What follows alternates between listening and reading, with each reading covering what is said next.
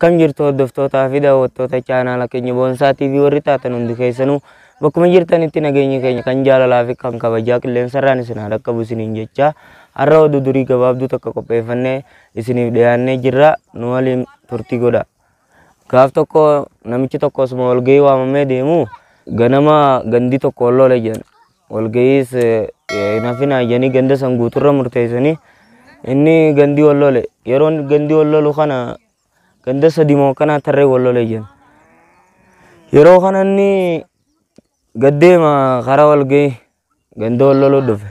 Yeroo kana gandi olloolu jira dhaqeeti ganda jalqabaa araarsee bira kutee walitti araarsee gandi san keessa san jaarsaa jaartiitu jira. Yaa'oo jaartiin tumani dhalaan tumani jeeniit irraa baasee kute. Kaan ammoo ganda lammaffaa gura goos yaa'ii jira. Achittis dhaqeeti adda baase. Isaan gudda baasu isaan lachuu humna wal qixa qabanii ziiziidha namu. Akkana wal daddarbanii isaan kan adda baaseet ka'ee dabre. Ganda sadaffaa gudhaku jaartiin maa jaarsan tumin. Allaarrumana qabatte jeeti ka'ee kaawoo. Amma suuta sossobeetuma jaartii irraa dhorke.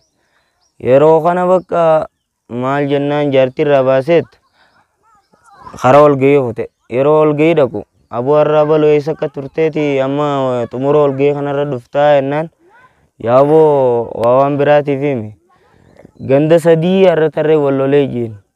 Haamee ganda sadeen akkam gootee dhuftee jennaan Allah ganda jalqabaa jaarsaa jaartiitu jira irraa dhorkeeti walii araarsee dhufe.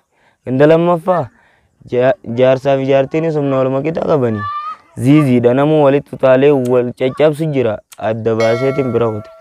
Ganda sadaffaa hoomee himii jennaan ganda sadaffaa kana yaa bogguun addaan baasa jiru jaartii jaarsa jira. Anti jaafuu dhiirallee eeguu isa tumtu namichi narraa hojjaba waluma dhiiseetiin dabree jeen waluma dhiiseetiin dabree jeen maali jennaan gullaalu namichi bakka tumu jirtuu narra jaba bu'aan illee sodaadheetumaan dabree jeen walgahii taa'un haati irraa balunuma balleessite. Ituman deebiinii janiini tachirratti muramtee jira.